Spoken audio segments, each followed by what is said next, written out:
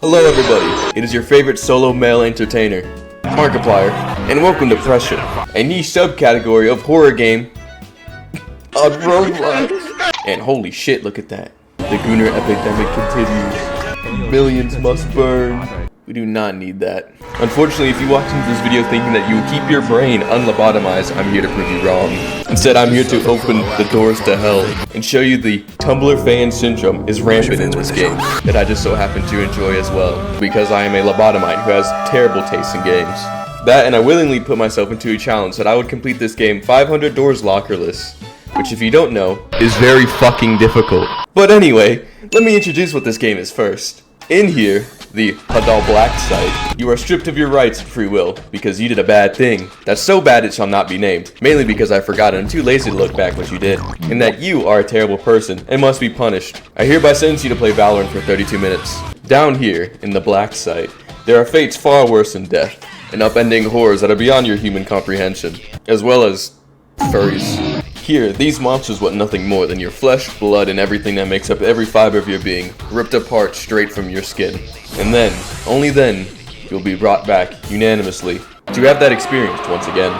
Here, even the merciful, cold grasp of death cannot save you from these horrors. So come along with me, as I show you why the Discord of this game got shut down permanently, and why you can decide whether the monsters up here are worse than the monsters down here.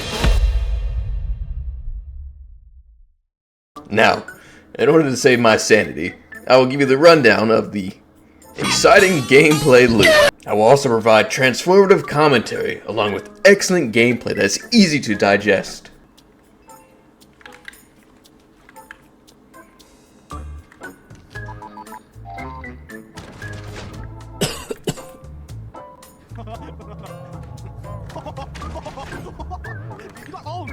Congratulations, you have now played Pressure. The voices!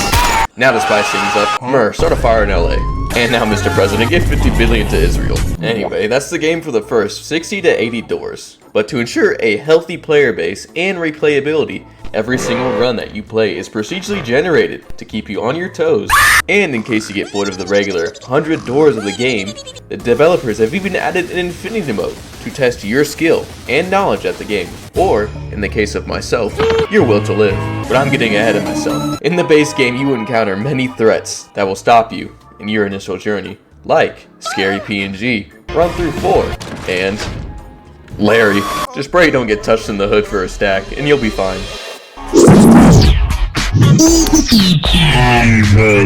Now to get things straight, I'm not going to name every single thing that there is in this game, because if you've not experienced this game, trust me, you want to experience it. Not because this video makes you want to experience any more than already should, but because I'm just too lazy to name everything. So anyway, to help you along your journey through this absolutely torturous and tumultuous game, there has been items conveniently placed along the most convenient path for you. These items can vary between health kits to keep you in shape, ominous code breakers that will help you not search around in the dark for 5+ minutes round for a blue fucking keycard that the game tries to conveniently point you to in the most delusional way possible, as well as amphetamines. I also mentioned that there are beings that lurk in the dark, also in the same vein as one to skip a few. Congratulations, you have now made it to door 50, the halfway point of this game. You deserve a medal, but instead all you're gonna get is a 7-foot tall furry, probably taller. And in this case, it will be your only friend, shopkeeper, and for the mentally ill, also their boyfriend. Meet Sebastian Solis, probably the mascot of this game, and is a little different from most monsters. Instead of wanting to rip off your face, unless you will push him to do it, he only wants your wallet. In the beginning of this game, you are told via a text box that you are to pick up loose assets. What these do? Not much, except for this one guy right here who wants them in particular. In exchange for a set number of this loose asset, you will be given a random assortment of useful items to help you along the rest of your journey. Did I also mention this fucker has a very good voice actor?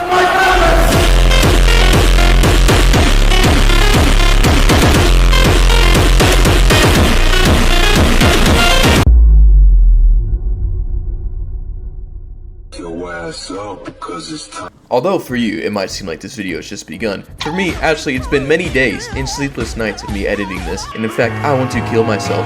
But besides that, congratulations! Just a few doors later, you have made it to the first boss fight.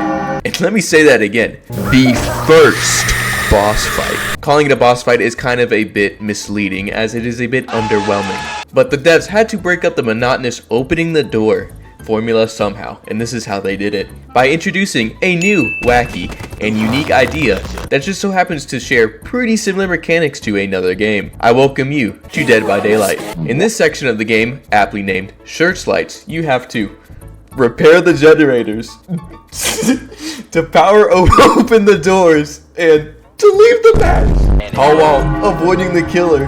But considering this game is for children, this part of the game is very easy, and it's just used to break up the monotonous open the door of this game. But don't worry, you still have at least probably 30 doors to go, because this happens around door 60 to 80.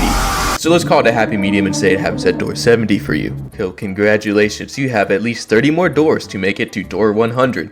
And let me tell you, the fun only just starts. Ladies and gentlemen, congratulations.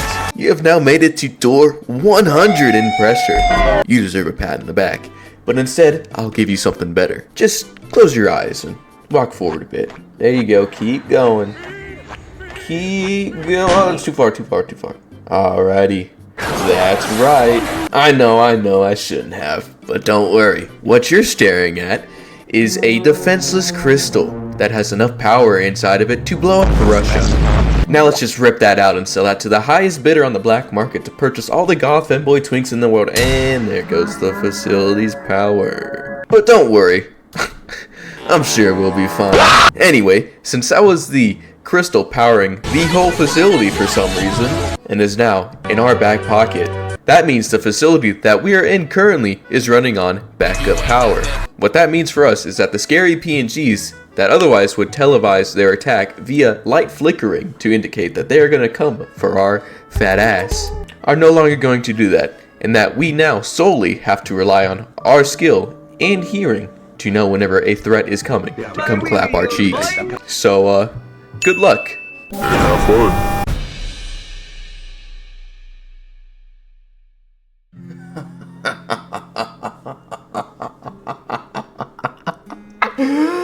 Oh, I'm sorry. I truly am. But do you remember when I said that this was the first boss fight? Well, here's the other one. The person in the comm that's been helping you this whole time has just recently come across something. There are wires outside of the facility where you are stationed now that need some repair. And that you, despite having a crystal that they sent you out to begin with, and they can take their victory and leave and send a qualified repair team later on to help fix. Instead, opt you, the XRP personnel, with no prior training, experience, and the fact that they tried to kill you, but then decided to use you like a fleshlight, you'll know though what that is when you're older kids, to go out there in the dangerous waters and repair those wires. Through hell or high water, you've come this far, damn it. So give it your best shot, kid.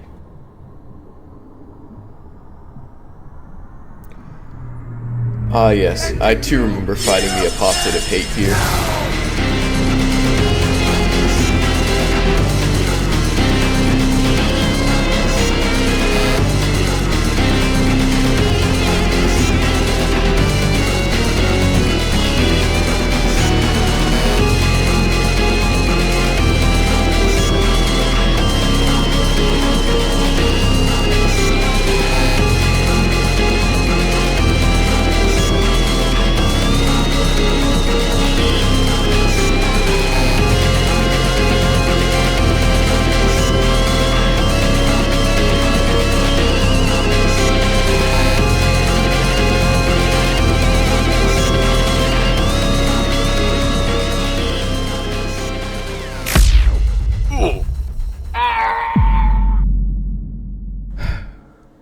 There ain't always happy endings, kid.